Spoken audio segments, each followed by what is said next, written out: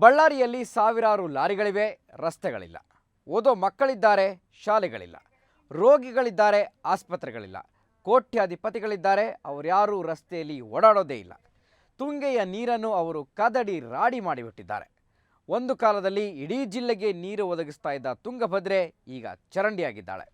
Once again ಈ ದುರಂತಕ್ಕೂ ಕಾರಣ ಅದೇ ಅಕ್ರಮ ಗಣಿಗಾರಿಕೆ.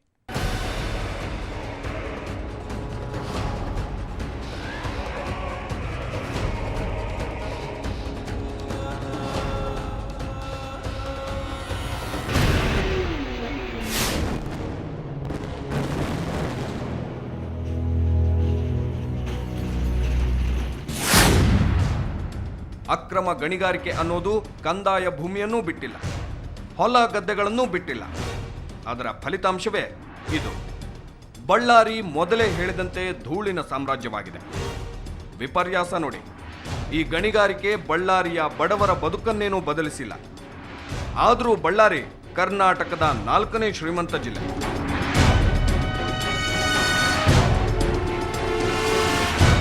ಈ ಜಿಲ್ಲೆಯಲ್ಲಿ ಇಷ್ಟೆಲ್ಲ ಗಣಿಗಳಿವೆ, ಎಲ್ಲಿ ನೋಡಿದ್ರೂ ಅದಿರು ಕಾಣುತ್ತೆ.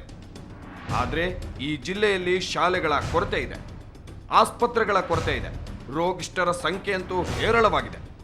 ಆ ರೋಗಗಳಿಗೆ ಕಾರಣವಾಗಿರೋದು ಒನ್ಸ್ ಅಗೇನ್ ಇದೇ ಅಕ್ರಮ ಗಣಿಗಾರಿಕೆ.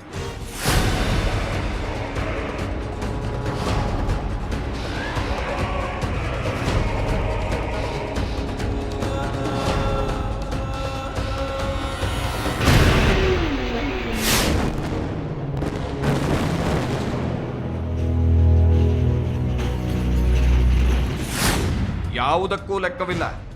ಇಲ್ಲಿ ಕಂದಾಯ ಭೂಮಿಯಲ್ಲಿ ಗಣಿಗಾರಿಕೆಗೆ ಅನುಮತಿ ಪಡೆದು ಅರಣ್ಯ ಪ್ರದೇಶಗಳಲ್ಲಿ ಅದಿರು ಬಗೆದು ಸಾಗಿಸುವುದು ದೊಡ್ಡ ದಂಧೆಯಾಗಿ ಬಿಟ್ಟಿದೆ.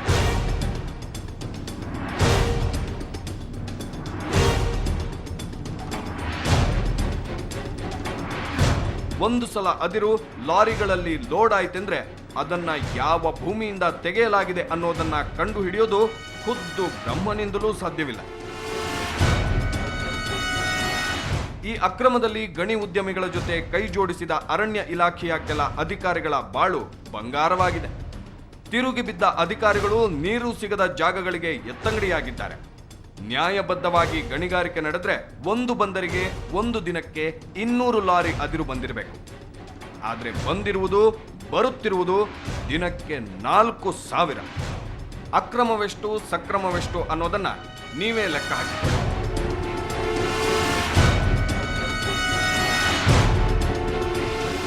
ಇಲ್ಲಿ ಎಂಥ ದಡ್ಡರ ಮನಸ್ಸಿನಲ್ಲಿ ಕೂಡ ಒಂದು ಸರಳ ಪ್ರಶ್ನೆ ಏಳುತ್ತೆ. ಇಂಡಿಯನ್ ಬ್ಯೂರೋ ಆಫ್ ಮೈನ್ಸ್ ರಾಯಧನ ಸಂಗ್ರಹಿಸಿರುವುದು ಒಂದು ಮಟ್ಟಿಗಿನ ಅದಿರಿಗಾದ್ರೆ ಅದರ 10 ಪಟ್ಟು ಅದಿರು ರಫ್ತಾಗಿರುವುದಕ್ಕೆ ಕಸ್ಟಮ್ಸ್ನವರು ಶುಲ್ಕ ಕಟ್ಟಿಸಿಕೊಂಡಿದ್ದಾರೆ. ಅಂದ್ರೆ ಉಳಿದ ಅದಿರು ಅದೆಲ್ಲಿಂದ ಬಂತು? ಇದೊಂದು ಪ್ರಶ್ನೆ ಇಟ್ಟುಕೊಂಡು ಬಿಟ್ಟಿದ್ರೆ ಅಕ್ರಮ ಗಣಿದಂಧೆ ಅದ್ಯಾವತ್ತೋ ಬಯಲಿಗೆ ಬರ್ತಾ ಇತ್ತು. ಆದ್ರೆ ಹಾಗಾಗಿಲ್ಲ. ಅದೆಲ್ಲವನ್ನೂ ಲೆಕ್ಕ ಹಾಕಿ ಲೋಕಾಯುಕ್ತರು ಈಗ ವರ್ಷಗಟ್ಟಲೆ ಶ್ರಮಪಟ್ಟು ತನಿಖಾ ವರದಿ ಸಿದ್ಧಪಡಿಸಿದ್ದಾರೆ. ಬಳ್ಳಾರಿ ಎಂಬ ಬರದ ನಾಡಿಗೆ ಜೀವ ತುಂಬಿರುವುದು ತುಂಗಭದ್ರೆ. ಅವಳ ಒಡಲು ಈಗ ಅದಿರುಮಯವಾಗಿ ಹೋಗಿದೆ. ಬಳ್ಳಾರಿಯಲ್ಲಿ ಮಳೆ ಬೀಳುವುದು ಕಡಿಮೆ, ಧೂಳು ಹೆಚ್ಚು. ರಸ್ತೆಗಳಲ್ಲಿ ಇಣುಕಿ ನೋಡಿದ್ರೆ ಕಾಣುವುದು ಹಳ್ಳ ಬಿದ್ದ ರಸ್ತೆಗಳು. ರಸ್ತೆಯ ಬದಿಯಲ್ಲಿ ಒಣಗಿದ ಮರಗಳು. ಸ್ವಲ್ಪ ದೂರ ಹೋದ್ರೆ ಹಸಿರು ಕೂಡ ಕಾಣುತ್ತೆ. ಆದ್ರೆ ಹಸಿರು ನೋಡೋಕೆ ಬಳ್ಳಾರಿಯಿಂದ ಸ್ವಲ್ಪ ದೂರ ಹೋಗಬೇಕು, ಎತ್ತರಕ್ಕೆ ಹೋಗಬೇಕು.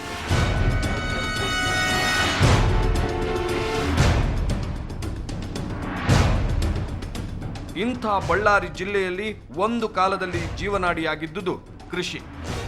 ಜಿಲ್ಲೆಯ 75% ಕೃಷಿಯನ್ನೇ ಅವಲಂಬಿಸಿ ಬದುಕ್ತಾ ಇದ್ರು. ಹತ್ತಿ, ಜೋಳ, ಸೂರ್ಯಕಾಂತಿ, ಶೇಂಗಾ ಬೆಳೆದುಕೊಂಡು ಅಷ್ಟೋ ಇಷ್ಟೋ ನೆಮ್ಮದಿಯಾಗಿಯೇ ಇದ್ರು. ಆದ್ರೆ ಬಡವರಾಗಿದ್ರು. ಆದ್ರೆ ಆ ಹಸಿರು ಗುಡ್ಡಗಳೀಗ ಮಾಯವಾಗಿವೆ.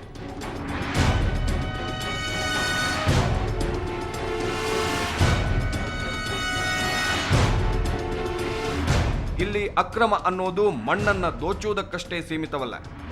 ಈ ಗಣಿಗಳಲ್ಲಿ ಪುಟ್ಟ ಪುಟ್ಟ ಮಕ್ಕಳು ಸ್ವಲ್ಪವೂ ರಕ್ಷಣೆ ಇಲ್ಲದೆ ಕೆಲಸ ಮಾಡ್ತಾರೆ.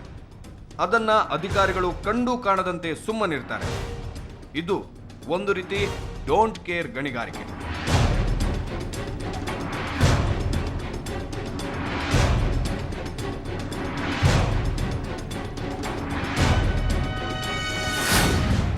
ಇಲ್ಲಿ ತೆಗೆಯಲ್ಪಟ್ಟ ಅದಿರೆಲ್ಲ ನಮ್ಮ ದೇಶದಲ್ಲೇ ಬಳಕೆಯಾಗಿ ಬಿಟ್ಟಿದ್ರೆ ನಮ್ಮ ದೇಶ ಕೈಗಾರಿಕೆ ಕ್ಷೇತ್ರದಲ್ಲಿ ಟಾಪ್ 10 ಸ್ಥಾನದಲ್ಲಿರ್ತಾ ಇತ್ತು. ಆದ್ರೆ ಹಾಗಾಗಿಲ್ಲ. ಬದಲಿಗೆ ಇದೇ ಅದಿರು ಕೊಳ್ಳೆ ಹೊಡೆಯುವವರ ಪಾಲಾಗಿದೆ. ಯಾವುದೇ ಜಿಲ್ಲೆಗೆ ಹೋಗಿ ಅಲ್ಲಿನ ಜನ ಮಳೆ ಬಂದ್ರೆ ಖುಷಿ ಪಡ್ತಾರೆ. ಆದ್ರೆ ಬಳ್ಳಾರಿಯಲ್ಲಿ ಮಳೆ ಬಂದ್ರೆ ದುಃಖ ಪಡ್ತಾರೆ. ವರುಣ ದೇವನನ್ನ ಶಪಿಸ್ತಾರೆ. ಕಾರಣ ಮಳೆ ಬಂದು ಬಿಟ್ರೆ ಗಣಿಯ ಹಳ್ಳಗಳಲ್ಲಿ ಅಲ್ಲಲ್ಲ ಕಂದಕಗಳಲ್ಲಿ ನೀರು ತುಂಬಿಕೊಳ್ಳುತ್ತೆ. ಆ ನೀರು ಇಂಗುವವರೆಗೆ, ಭೂಮಿ ಮತ್ತೆ ಒಣಗುವವರೆಗೆ ಗಣಿಗಾರಿಕೆ ಮಾಡೋದು, ಮಣ್ಣು ತೆಗೆಯೋದು, ಅದಿರು ಸಾಗಿಸೋದು ಅಸಾಧ್ಯ. ಅಷ್ಟೇ ಅಲ್ಲ, ಲಾರಿಗಳ ಸಂಚಾರವೂ ಅಪಾಯಕಾರಿಯಾಗುತ್ತೆ. ಇಂಥ ಅಪಾಯಗಳ ನಡುವೆಯೂ ಗಣಿಗಾರಿಕೆ ನಡೆಯುತ್ತೆ. ಜೀವವನ್ನು ಪಣಕ್ಕಿಟ್ಟು ಗಣಿ ಲೂಟಿಕೋರರು ಭೂತಾಯಿಯನ್ನ ಹಂತ ಹಂತವಾಗಿ ಕೊಲ್ಲುತ್ತಾ ಹೋಗುತ್ತಿದ್ದಾರೆ. ಒಂದು ಅಂದಾಜಿನ ಪ್ರಕಾರ ಬಳ್ಳಾರಿಯಲ್ಲಿ ದಿನವೊಂದಕ್ಕೆ 39 ಕೋಟಿಯಷ್ಟು ಬೆಲೆ ಬಾಳುವ ಅದಿರು ಸಾಗಾಣಿಕೆಯಾಗುತ್ತೆ. ಸರಿಸುಮಾರು 1,80,000 ಟನ್ ಸಾಗಾಣಿಕೆಯಾಗುತ್ತೆ. ಒಟ್ಟು 45ಕ್ಕೂ ಹೆಚ್ಚು ಅಧಿಕೃತ ಗಣಿಗಳಿದ್ದರೆ ಅನಧಿಕೃತ ಗಣಿಗಳ ಸಂಖ್ಯೆ ಲೆಕ್ಕವೇ ಇಲ್ಲ.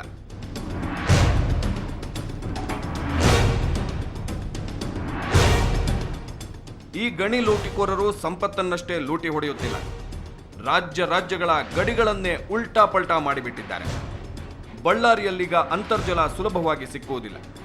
ಸಾವಿರಾರು ಅಡಿ ಆಳಕ್ಕೆ ಭೂಮಿ ಕೊರೆಯಬೇಕು. ಕಾಲುವೆಗಳಲ್ಲಿ ಹರಿಯುವ ನೀರು ಕೆಂಪಾಗಿರುತ್ತೆ. ಅದು ಗಣಿ ಧೂಳು ಕೊಟ್ಟಿರುವ ಕೊಡುಗೆ. ಜನ ಕೃಷಿ ಬಿಟ್ಟಿದ್ದಾರೆ. ಕಲ್ಲು ಮಣ್ಣಿನ ವ್ಯಾಪಾರದ ದಂಧೆಗಿಳಿದಿದ್ದಾರೆ. ಕಾನೂನು ಅನ್ನೋದು ದುಡ್ಡಿದ್ದವರ ಸ್ವತ್ತಾಗಿದೆ. ಕಾಡು ಅನ್ನೋದು ಅದಿರು ನಿಕ್ಷೇಪದ ಖಜಾನೆಯಾಗಿದೆ. ಬಳ್ಳಾರಿ ಬೆಂಗಾಡಾಗುತ್ತಿದೆ.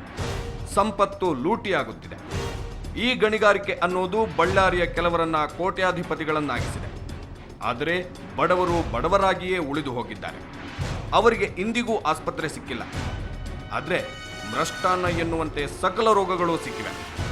ಮಣ್ಣು ಅಗೆದವರು ಈಗ ಬಳ್ಳಾರಿ ಬಿಟ್ಟಿದ್ದಾರೆ. ಆದರೆ ಬಳ್ಳಾರಿ ಜನ ಬದಲಾಗಿಲ್ಲ. ಅವರ ಬಡತನ ಬದಲಾಗಿಲ್ಲ. ಗಣಿ ಕುಬೇರರು ಹೆಲಿಕಾಪ್ಟರ್ನಲ್ಲಿ ಓಡಾಡುತ್ತಾರೆ.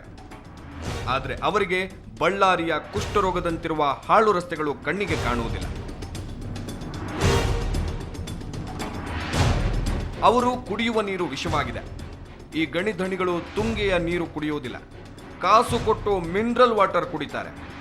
ಕಾಯಿಲೆ ಬಿದ್ದರೆ ವಿದೇಶಕ್ಕೆ ಹೋಗಿ ಟ್ರೀಟ್ಮೆಂಟ್ ತೆಗೆದುಕೊಳ್ಳುವಷ್ಟು ಸಂಪತ್ತು ಶೇಖರಿಸಿಟ್ಟುಕೊಂಡಿದ್ದಾರೆ. ಅದನ್ನು ಇದೇ ಬಳ್ಳಾರಿಯ ಹಸಿರು ಗುಡ್ಡಗಳು ಕೊಟ್ಟಿವೆ. ಅಕ್ಷರಶಃ ಹೆತ್ತ ತಾಯಿ ತಾನೆಷ್ಟು ಕಷ್ಟಪಟ್ಟರೂ ಮಕ್ಕಳು ಸುಖವಾಗಿರಬೇಕು ಎಂದು ಬಯಸುತ್ತಾಳಲ್ಲ, ಹಾಗೆಯೇ ಈ ಬಳ್ಳಾರಿ ಆಗಿಬಿಟ್ಟಿದೆ.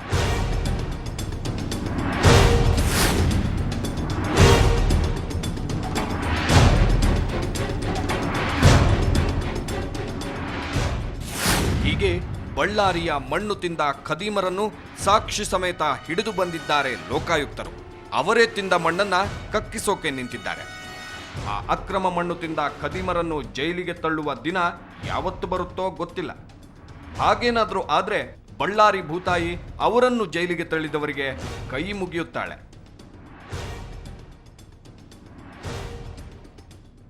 ಲೋಕಾಯುಕ್ತರ ರಿಪೋರ್ಟ್ ರೆಡಿಯಾಯಿತು. ಇನ್ನು ಉಪ್ಪು ತಿಂದವರು ನೀರು ಕುಡಿಯಬೇಕಾದ ಹೊತ್ತು.